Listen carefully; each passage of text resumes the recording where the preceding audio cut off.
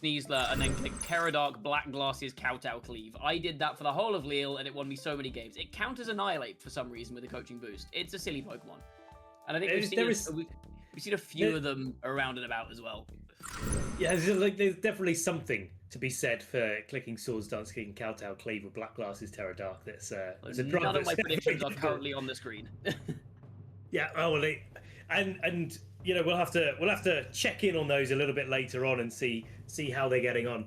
This time round we've got Yoav versus Giovanni, so our reigning world champion in Giovanni Cischke coming out here with the same sort of composition that we've seen on Justin Tang, coming in undefeated, at least so far that we've seen overall. Has actually taken one loss in round 10 of Swiss. But this team is very, very strong. Many of the North American players have been honing in on this particular team, and it's with good reason.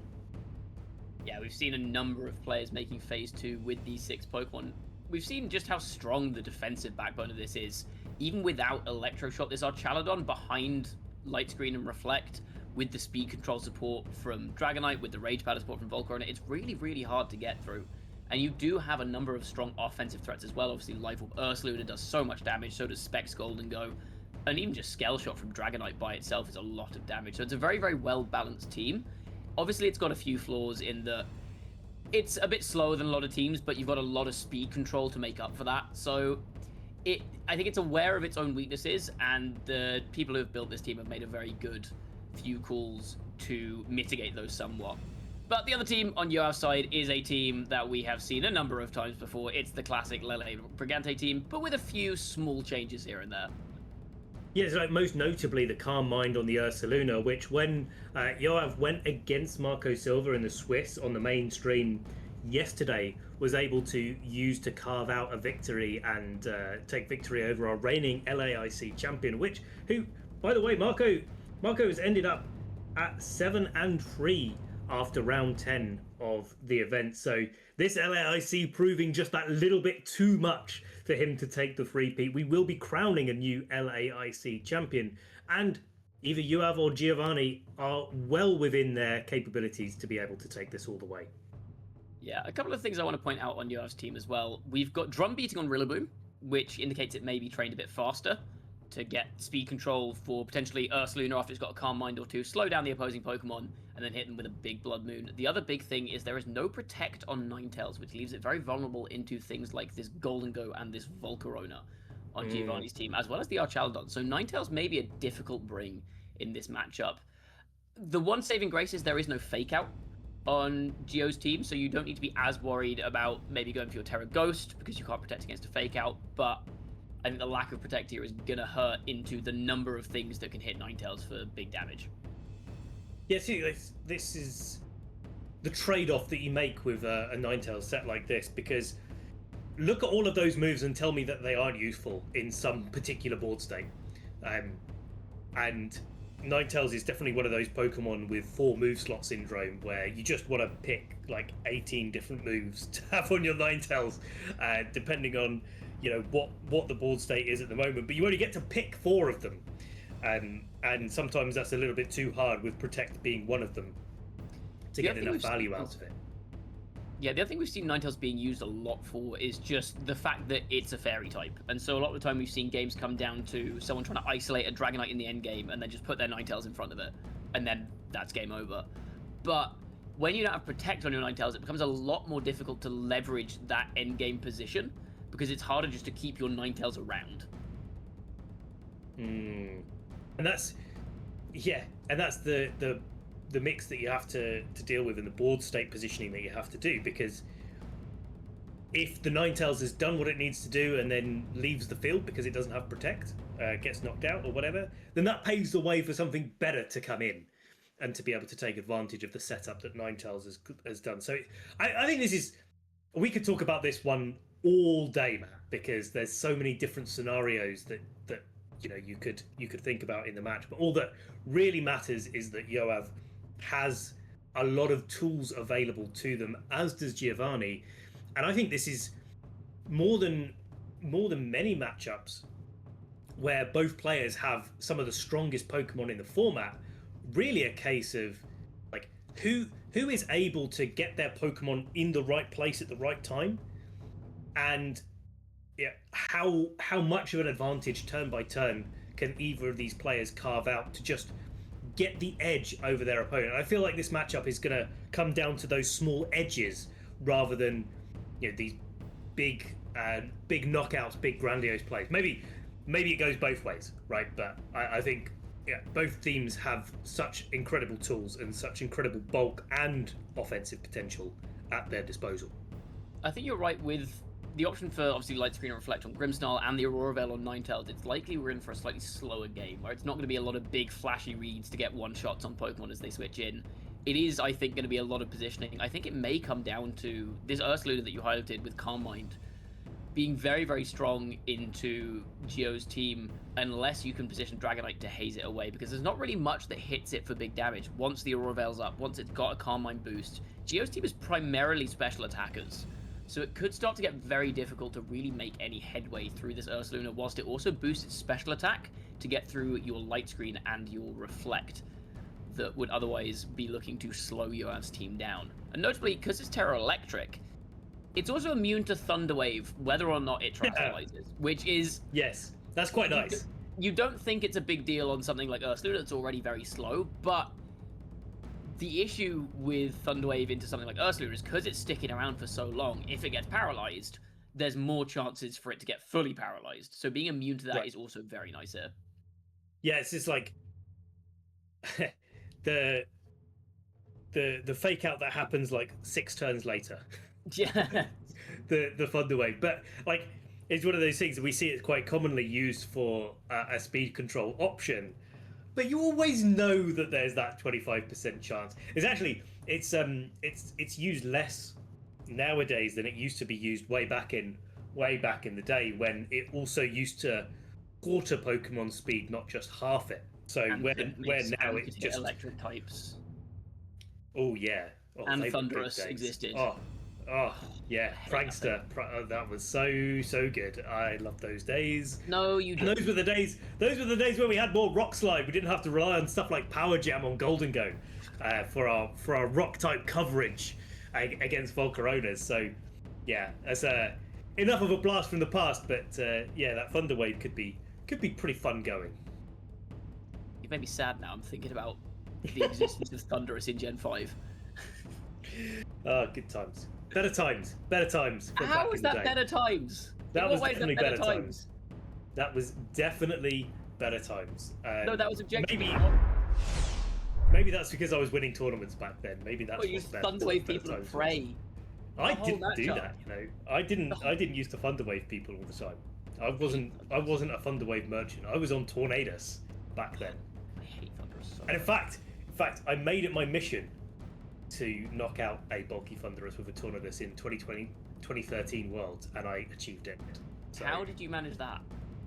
+1 from Defiant, Helping Hand, Flying Gem, Acrobatics. Okay. My Tornadus one hit KO'd a Thunderous. It was great. I feel like your opponent may have just let that happen, to be honest. But yeah. Well, they Thunder Waved that turn, so yeah. Here's calling out what the Thunder Wave was useful for. But anyway, enough reminiscing about the past. Our players are getting set up and ready to go. We need to get our heads squarely into this matchup between Giovanni Cischke, our reigning world champion, and Yoav Reuven, who has proved that they can take down international champions already in this match. And this is definitely going to be a close one, I think. What do you think? What do you think about lead matchups, Matt? Lead matchups, I think Ursaluna may appear on lead from Yoav here, just to start trying to get those Calm Minds up early. The issue is obviously the haze on Dragonite is going to be a little bit difficult to get around if you go for nothing but Calm Mind boost. But even just with one Calm Mind boost, those Blood Moons are now going to be hitting very, very hard. So I think that might be something that's worth looking at on lead for Yoav, especially since, as we said, so much of Geo's team is special attackers. So a Calm Mind boost and maybe an Aurora Veil, if you can leverage your Ninetales, is going to be very difficult to break through. Okay, and well, with the Ninetales as well, you're putting the pressure on the Dragonites too. So what about Giovanni? What do you reckon for Giovanni? Potential lead matchup? I think looking at this team sheet here, the Specs Golden Go does look nice honestly for Trick as much as it does for anything else. You've got big threats into the Ninetales because it doesn't have Protect, but the downside of that is that Ursaluna and Incineroar both threaten it very, very hard. So it's tough. It's really tough to say what Geo might lead here. Like, it's such a tight matchup, isn't it? Yeah, it's also like Geo's got a very unconventional team. So looking at this, like even as a player looking at Geo's team, I don't really know what the standard modes are, but I'm very wrong about Yoav's lead. We instead see Incineroar and Sneasler here, which ends up working out pretty nicely, I think, into the Golden Go and Ursaluna lead from Geo. Incineroar obviously very, very threatening to a Choice Specs Golden Go with Terra Steel. It cannot protect, it cannot terastallize out of that fire weakness. So it's always threatening a Flare Blitz, and Sneasler obviously looking at maybe going for close combat into this Ursaluna for big damage, and you've got the threat of Fake Out. You've also got the Power Gem on the Golden Go for Giovanni, and that could easily just knock out this Incineroar in one with the Choice Specs boost as well. And there's nothing that Incineroar can do to fake out the Golden Go and be able to stop that from coming in. The only option is committing your Terastallization, but doing that on turn one, especially on a read, can be a difficult pill to swallow. But looking like it's going to be the Golden Go actually retreating. So Giovanni not content to make a read here and to lock their Golden Go into a particular move, instead trying to... Look at that, 1 HP! Sneasler going for the close combat into the Ursaluna, not picking up that KO. Earth Power now gets to, with the Life Orb, get a clean one-hit knockout onto the Incineroar, but the Life Orb will knock out this Ursaluna after the Incineroar goes back. So these Pokemon trading 1 for 1, but the Sneasler taking a little bit of defensive drops for the trouble. That is an enormous survival from that Ursaluna, because that's the difference between playing a 3v3 or playing a 4v3 where there's still an instant activity. You look at the Pokemon still available on Geo's side, that Incineroar was going to be so dangerous into this combination of Dragonite, Goldengo, and Volcarona. Volcarona can't really damage it. Goldengo obviously threatened by the Flare Blitz. Dragonite doesn't like the Intimidate drops or the knockoffs.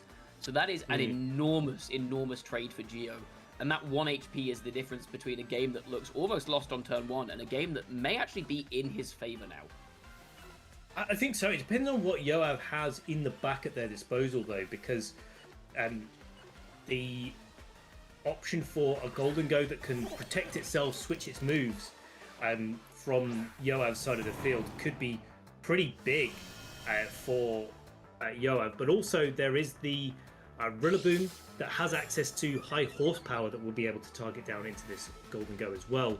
Not least boost up the Sneasler back up to neutral defense, which could be relevant for the Dragonite in the back.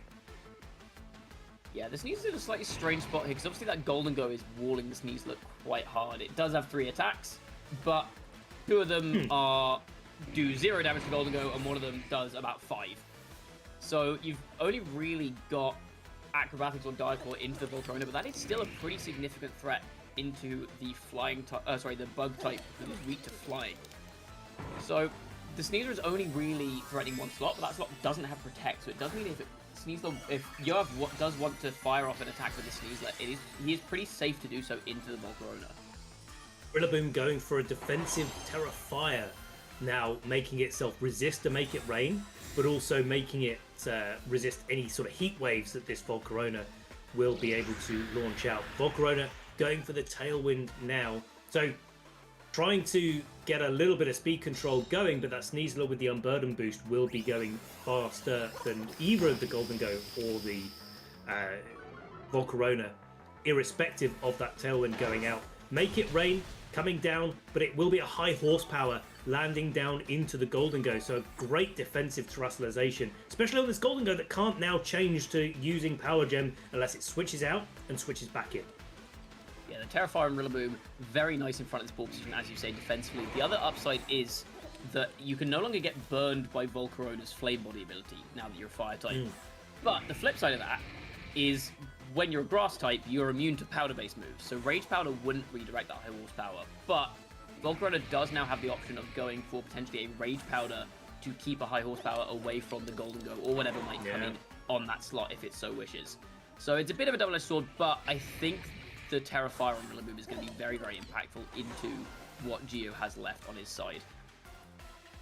Okay, so now it comes down to how this Sneasler is going to play on the offensive. It has the opportunity now to attack. Any other attack is probably going to into the Golden Go will not do too much, but now the Acrobatics gets to break the multi-scale on the Dragonite. Make It Rain coming down into the Sneasler. I wasn't actually expecting it to take that hit, but now the follow-up high horsepower knocking out the Golden Go and removing that threat to the everything on Yoav's side of the board from play. Yeah, we see the value now of the Protect on Sneasler on the previous turn, the Make It Rain coming out, hitting that Terrafire on the Rillaboom, and notably dropping Golden Go's special attack, which is what allowed Sneasler to survive that next hit. So now it's threatening an Acrobatics into Volcarona, for example, or a Diaclaw into Dragonite. A lot of scary moves on this Sneasler that, as you said, is still faster than everything on Geo's side of the field, even though Geo has that Tailwind up, thanks to Sneasler's Unburden ability. But there is the Terrestrialization available for Geo still. Hasn't used it as yet. And so there is the option for that Volcarona to find itself not weak, in fact, to an Acrobatics coming out from this Sneasler. And I think this is wise for Yoav to play a little bit on the defensive on this turn. I feel like Rillaboom's kind of done its job. It's gone for the Terrafire. It's resisted the Make It Rains. It's got the high horsepowers into that slot. Now it can sort of let itself go down, so to speak. And if it gets a little bit of value while it's doing that, that's kind of okay. But Yoav not actually getting that opportunity because the Scale Shot going down into the Rillaboom is enough to pick up the KO with 4 hits. Yeah, the interesting thing with the Terra on Volcarona that turn is because it's Terra Water, it can't actually defend itself from both the Rillaboom and the Sneasler at the same time. So Geo getting rid of that Rillaboom makes that Terra Water on Volcarona so much safer, depending obviously on what Yoav has in the back. And we are finally going to see that Calm Mind Ursaluna coming in. And I think this is a pretty strong position for it.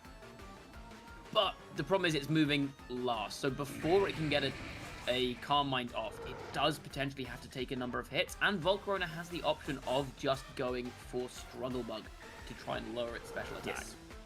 I think the Struggle Bug is the real key here. And if Yoav is still in... Oh, sorry, Giovanni is still in Tailwind, that's why this Sneasler is going again for the Protect here. With a Protect on the Ursaluna to make those scale shots irrelevant, because in the Tailwind environment, Dragonite would now outspeed this Unburdened Sneasler with the doubling of speed from the Tailwind and the extra boost to speed that the last scale shot afforded it. So a really nice double Protect there from Yoav, playing on the defensive this turn, giving themselves a little bit more breathing room in this spot. Yeah, a little bit fortunate from Yoav to get that double Protect, but he's also got the odds of Scale Shot potentially missing, so giving himself multiple chances to survive that last turn of Tailwind. And now it's still a tough position for the Sneasler. Do you want to maybe just start fishing for Diaclaw status at this point in the game? Because I think without one, you're going to really struggle. You're not going to one-shot this Volcarona with an Acrobatics if it's built to be particularly defensive, I imagine. So do you maybe just go for a Diaclaw and hope that you get a status that allows your Ursaluna to start getting Calm Minds up or firing off Blood Moons? Potentially. I mean, maybe that's what you need, is the no Struggle Bug to be coming out here, or to stop the Struggle Bug coming out here, should I say. Volcarona going on the defensive with a Terra Water, so not going to be taking any super effective flying type damage from Sneasler's Acrobatics on this turn. And it is just the Acrobatics doing pretty good damage, but actually, the Flame Body activating as well, burning the Sneasler. But I feel like Sneasler's not going to be hanging around long enough for that burn to really make any impact in this match whatsoever. Here's a Scale Shot, 2 hits, knocking it out. Nice and clean there from Dragonite. And now it's 2 against 1. There is the opportunity for this Ursaluna to maybe try to start Calm Minding a little bit, make itself not take as much damage from the single target Struggle Bugs here, but it in fact is a Blood Moon coming out into this Volcarona. I like this game plan from Yoav, trying to knock out the Volcarona on this turn. Maybe a Diaclaw could have been a little bit more consistent from that front, but not activating the Citrus Berry and then going into the Blood Moon afterwards did kind of look like the best opportunity that Yoav had. If this Volcarona went down, then the Blood Moon Ursaluna could probably 1v1 this Dragonite. You say that, but Dragonite can always protect on turns where Ursaluna is clicking Blood Moon. And when Ursaluna is not clicking Blood Moon, it's only got Earth Power. So it's not that simple to try and win that endgame with Dragonite. But I'd say it is still in Dragonite's favor. I think you maybe did just need to go for a Scale Shot. Sorry, not Scale Shot. A Dire Claw if you're Yoav. Maybe into the Dragonite, hope for some kind of luck on the Dire Claw secondary effects there. Because without that, the Struggle Bug obviously doing a lot of damage to Ursaluna, but it wouldn't have KO'd the Sneasler. You would have been able to get another hit off with the Sneasler unless Volcarona had locked into a into a Heat Wave, which would have allowed the Ursaluna to get more damage out with Blood Moon. So maybe you could have gone for a bit of a gamble there. Now instead you're in a very, very tough endgame where this Volcarona is free to just keep this Ursaluna's special attack low with these Struggle Bugs, allowing Dragonite to throw off some Scale Shots to slowly pick it off. Yeah, getting 5 hits there on the Scale Shot. I mean, even with the critical hit, but that Struggle Bug is just doing too much damage.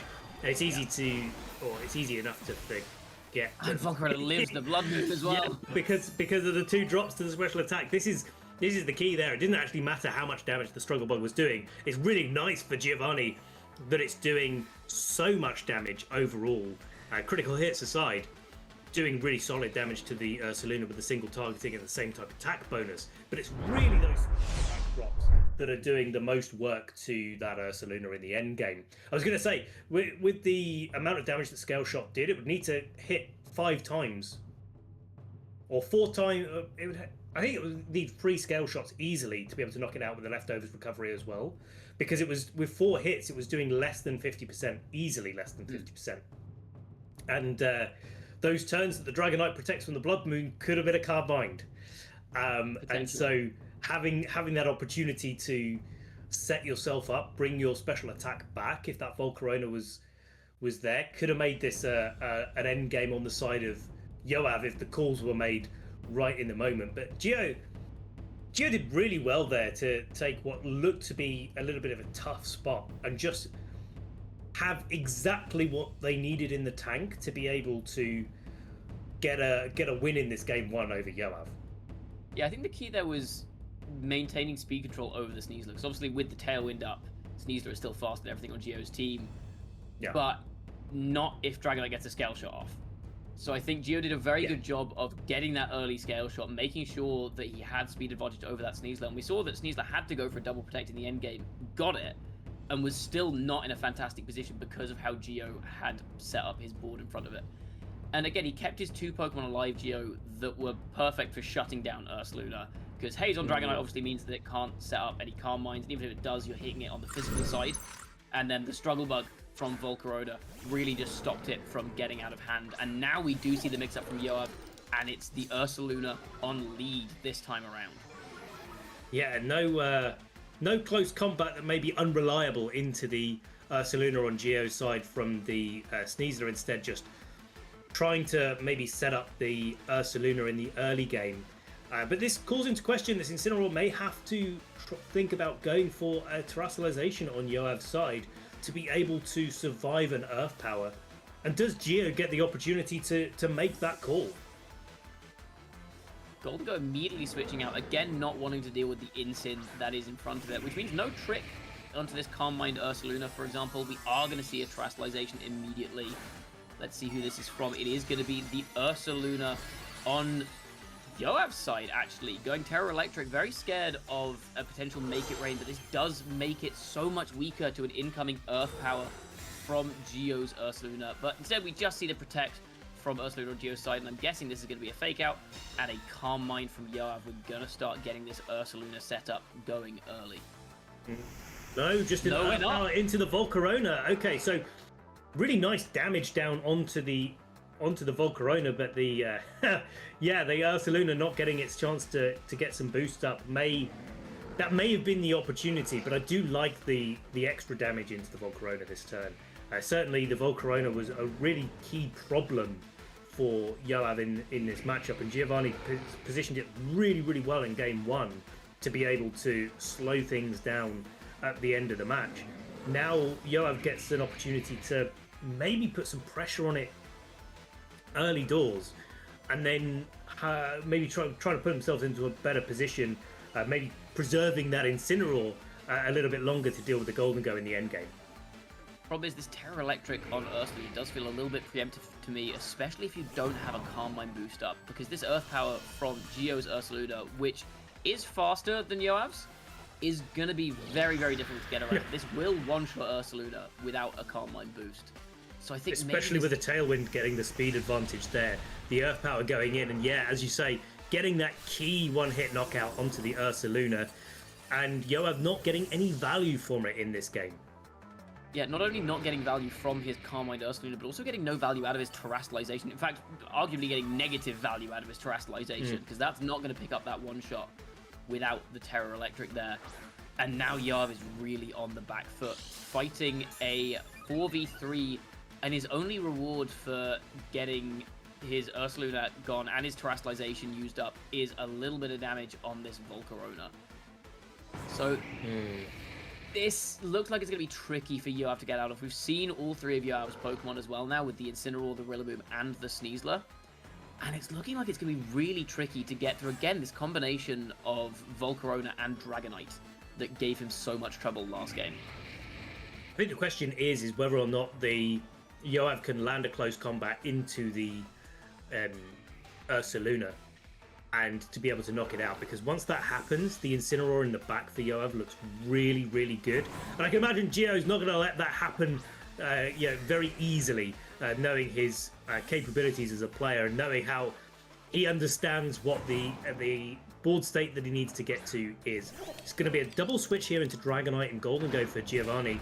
Fake Out breaking the multi-scale onto the Dragonite. Acrobatics the follow-up as well, so a key prediction there. I think Yoav is definitely in the stage where he has to get value out of every single turn, no matter what. Yeah, this Golden Go is looking very, very scary. Now, we've seen that if Sneasler does not protect on this first turn, if this Golden Go is at neutral special attack, that Make It Rain will probably be enough to pick up the KO on Sneasler. But, as you said, Incin's such a valuable piece for this endgame. If you switch it in here and take too much damage on the Incineroar, Yoav could really put himself in a bad position to deal with what's left on Giovanni's side. This Golden Go this Golden Go Make It Rain is going to get so much critical damage no matter what is on the field, and it is going to be the Rillaboom switching out into Incineroar. Yeah, nice easy switch there from Yoav bringing in the Incineroar. It's going to drop the attack on Dragonite, which could be pretty influential actually overall with the Scale Shot damage that can come out. No Scale Shot damage is going to come out for the rest of the game though, because Dragonite goes down, and now it is down to Incineroar and Sneasler to take this Choice Specs Make It Rain. Sneaslers with a Grassy Seed or a Psychic Seed that don't carry a Focus Sash do tend to run that little bit more bulk on them to allow them to take those big hits. And that's going to allow Sneasler to still stay on the field this turn. But Ursaluna's coming in to threaten some big damage. But Ursaluna this time around has taken 7 HP. That little bit of tip we've seen in game one, that could be incredibly crucial here. You don't often think 7 HP is that noticeable, but that really could make a difference here. And I think this makes this into a very difficult call where if Geo thinks that Yoav's going to protect the Sneasler, you want to swing with Ursaluna into the Incineroar this turn. But if you think that he's not going to go for the protection, you really need to protect your Ursaluna so it doesn't get hit by a close combat. So Yoav's done a very good job of putting himself in a position where he can make a call. He does get it right. Close combat into the Ursaluna. It's enough. It's enough to pick up the KO here, and the Ursaluna goes down. This is going to make this Incineroar nice and safe against the Make It Rain coming out from the Golden Go. No switches coming out from Giovanni. Make It Rain coming down into the Sneasler. Now Incineroar shrugging that off, getting an opportunity to put some damage down. And most notably, even if a Flare Blitz isn't able to KO this Golden Go, it's not going to be able to switch itself out. It's not going to be able to change attacks. It's not going to be able to reset its stats. Here's the Flare Blitz going into Golden Go, and it's locked on the field at 29 hit points. And this is suddenly looking like a very, very winnable game for Yoav, but this Dragonite is going to be tough to get through here. Oh, sorry, Volcarona even. without the Terastallization available on Rillaboom's side, these Heat Waves are going to start doing some very noticeable damage very quickly.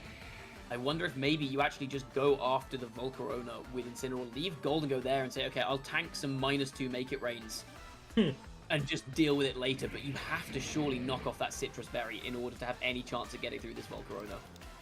Oh, definitely. But, the Golden Go might even be in range of a Grassy Glide at this point. It's probably a little bit bulkier than most Golden Go, certainly the Life Orb variants. But certainly not looking very healthy at the moment. Here's the Terra Steel coming out from the Golden Go. It is going to boost up that Make It Rain damage just that little bit more. But the Fake Out, not activating Citrus Berry, but is activating Flame Body onto the Rillaboom, is very influential here. Volcarona flinches, it can't move. The Golden Go gets its last hurrah into both the Rillaboom and the Incineroar. And now is the question, did the Incineroar go for the Volcarona? No. Knocking out the Golden Go on this turn. Now 2 versus 1. And I don't know, the Incineroar is still looking okay in this spot, but its HP is waning very much. Yeah, and this Volcarona, I believe, still has its Citrus Berry active, right? Still has a Citrus Berry, yeah. Yeah, which means that now that you've gone after the Golden Go with your Incineroar that turn, and the Volcarona still has the Citrus Berry, there's no Grassy Terrain left. But if Rillaboom hits this Volcarona first, it will activate the Citrus Berry, which means that knockoff will be doing reduced damage. You might want to click Fake Out with Rillaboom here. Well, this is what I was thinking. Or Grassy Glide in this spot if the Volcarona doesn't go for its Terra Water. Yeah. Sorry, the Volcarona doesn't go for a Terra Water, then Grassy Glide burn. We've already seen the Terra Steel coming out on the Golden Go last turn. Oh, yeah, it can't. Right, okay. Exactly. We all forget about Terastallizations. Okay, so not even going to be... Rillaboom. Not even going to be a factor here. The Rillaboom goes down. Critical hit on the Rillaboom. I think it's a case of does Flare Blitz get the KO here? It's got to be Flare Blitz. Yeah, I mean, it has to be, especially since there's no Terastallization available. It's knockoff. No, just the knockoff. And but the knockoff is enough. Critical hit. Wow. No way. Oh, wow. Okay. What a game. Okay. That's the way to end the game, Yoav. Yeah, fair play. No, I think the Flare Blitz probably would have been enough to knock it out there, but so. Maybe Yoav wanted to play the knockoff first, just in case it was, because this is a support Volcarona. This is not one of your run-of-the-mill Quiver Dance Volcaronas that have to invest a bit in speed. They have to invest a bit in their special attack to be able to do enough, and that kind of limits their bulk option. This is a support Volcarona that is pretty speedy as far as they go, but the rest is definitely all in support in terms of training. Yeah, I think on that turn you do really. Well, I guess the critical hit on Rillaboom changed it a little bit, but Rillaboom's not really doing any meaningful damage. Yeah, you just don't want to take the. You just pick up the KO that turn, right? Because otherwise, Struggle Bug will be enough to take out the Incin. I think it would still have to be a Heat Wave. I don't think the Struggle Bug would do enough. I mean, you look at how much damage that Heat Wave was, like a spread Heat Wave was doing that much damage to... It's close. Yeah, but Heat Wave's resisted, Struggle Bug isn't. So Struggle Bug's doing more. Struggle Bug is more damage than Heat Wave. I think Struggle Bug would have been more than enough to pick up the Incin from that range. Whoa. Maybe we'll see in a game 3, because that's where we're going, Matt. We're going game 3. Crazy game 2. Wow. We have another game after that?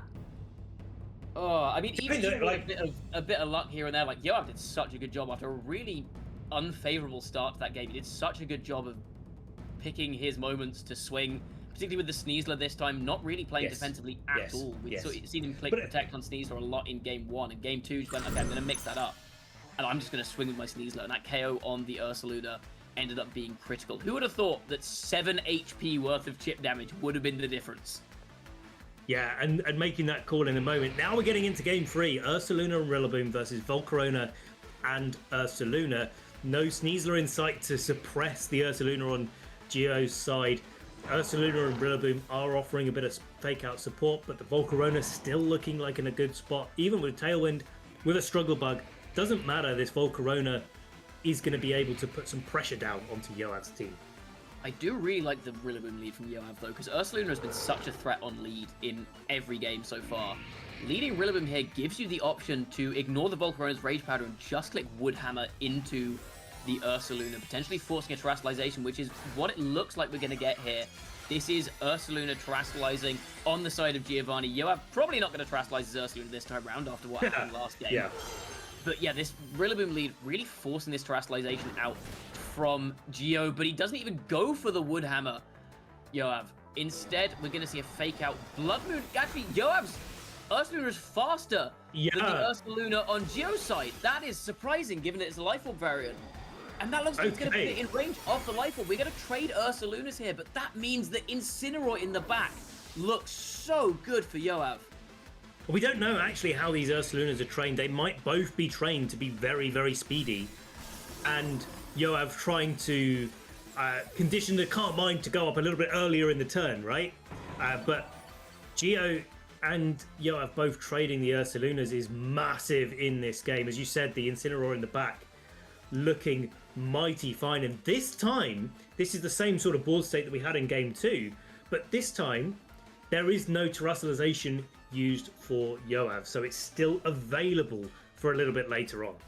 And notably, it's not available for Gio, because a bit of a mirror of game 2 even, where an Ursaluna terrestrializes on turn 1 and gets taken out pretty quickly anyway. That is a really interesting tech from Yoav to run that much speed on a Calm Mind Blood Moon Ursaluna. You normally see them run much more bulky. And I don't think we'd seen that speed interaction at any point during the set. So maybe Giovanni was comfortable that he was going to be the faster of the two Ursalunas there. And Yoav able to catch him by surprise with that Blood Moon enough to get it with the Life Orb chip. But I think Yoav is more than happy to make that trade. Definitely, especially with a Terra Fire available on the Rillaboom now. The Incineroar coming in, suppressing the Dragonite with its Intimidate as well. Put some pressure on both of these Pokemon with Fake Out. But I think more importantly, Knockoff is actually looking really, really strong at the moment for Yoav here. And I think now it's down to Gio to try to reposition, work out where the targeting's going. Because, say, if this Golden Go knocks into, switches into a Knockoff here, it could be absolutely devastating. Yeah, like you said, Knockoff's just good value to everything here. Just getting rid of items, getting rid of the Citrus Berry on the Volcarona, or getting rid of the... Oh, I like the drum beating here. Forgot that it had that. I was talking about Woodhammer on turn 1. I was talking about nothing. But we do see it's not enough, but... It's not enough. It might be in range of a Grassy Glide here, potentially, and it's also got a speed drop, which is very notable in this situation, which does mean that Rillaboom will almost certainly be faster than it if there does not, if the Tailwind does not get set up this turn by this Volcarona, and also it doesn't have its choice specs anymore, so a potential Power Gem into Incineroar is not nearly as threatening as it was previously. No, certainly. Well, it can't protect itself from a Grassy Glide either, and if the Golden Go switches into the Dragonite to take a Grassy Glide, it's going to take that, no questions asked. But then the multi-scale gets broken. And maybe that's part of Gio's longer term plan for getting back into this game. At the moment, it's looking like Yoav is potentially in a very, very strong situation here. Just a couple more turns, I think, if Yoav is able to just make sure that his Incineroar is not going down anytime soon, then I think he's in a really good spot. And we do see the high horsepower coming out from Rillaboom. I wonder if that maybe should have just been a drum beating. I think drum beating would have got that from there without risking a miss, but doesn't matter. The high horsepower connects, and we do now see the knockoff coming out from this Incineroar. Critical hit again. This Incineroar is really unhappy with this Volcarona. Yeah, it's like, no, go back to your both boys. That critical hit did. I wonder if maybe that knockoff in game 1 and game 2 might have been enough without the critical hit anyway, because that did probably about 80% to that Volcarona. Maybe that's an indication that this is a very offensively trained Incineroar.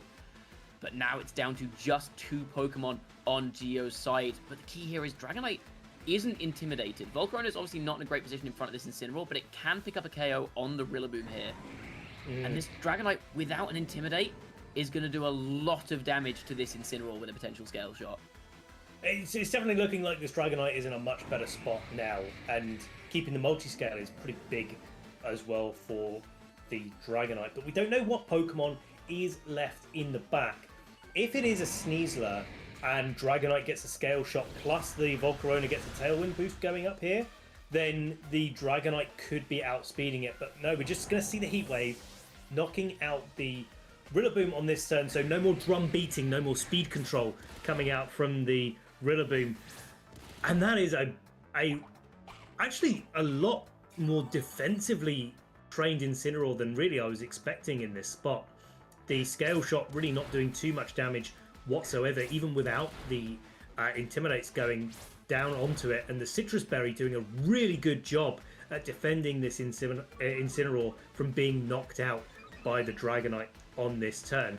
Now a knockoff could be really key, knocking off a loaded dice, but instead a Flare Blitz goes down into the Volcarona, making this Dragonite have to do a little bit of double duty, having to use only single target moves to knock out Incineroar and whatever the last Pokemon is on Yoav's side.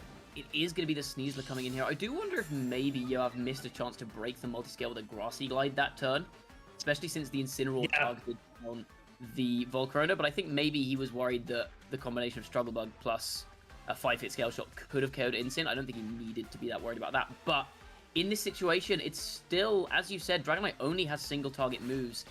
Sneasler is outspeeding it, does go for the Diaclaw, gets the Paralysis, which would be very, very helpful for this Incineroar. Is it going to be fast enough to get the knockoff first? It isn't, but Scale Shot comes out to Sneasler. That's not doing very much damage through the Grassy Seed, and a knockoff here. Needs some crits. With 2 defense drops on this Dragonite, even if Dragonite managed to KO the Sneasler that turn, knockoff should be enough to pick this up, and it looks like Yoav will have just about squeezed a win here. It is enough for Dragonite down, and that is Yoav taking the victory, bringing himself to a 9-2 record. What an incredible set that was. Massive, massive. And now Giovanni is playing for points. That's the other thing here. This was a winning in. Yeah, this was a winning in for World Cup. So Yoav playing on the pressure scenario about playing our current world champion for the chance to play another round, for the chance to get into top cut. You're playing on the bubble. Every match is effectively a knockout match. You're like, if you as soon as you go X2, you might as well be playing the playoff bracket, the asymmetrical top cut, because every single loss that you take after you've taken your second one will knock you further away from making it all the way into the tournament. But Gio is still in, still could get a nice chunk of championship points, and further solidify their direct invitation to the World Championships next year. Maybe still within the prize pool contention as well, depending on how the last round goes for them. Yeah, I just want to commend Yoav on how he brought that back. After turn 2 of game 2, it really looked like it was over in Gio's favor, trading the Terrestrialization and the Ursaluna for really no value whilst already a game down. But he did so well to just get calls right that he needed to, get through Gio's Tailwind, the call on the close combat on the Ursaluna, calling that it wasn't going to protect, ended up being incredibly pivotal. And then the lead mix-up in Game 3 ended up being so valuable. And again, withholding that information about his own Ursaluna's speed ended up being so, so crucial. Even though we are playing in this open team sheet format, you still can withhold some information about your team.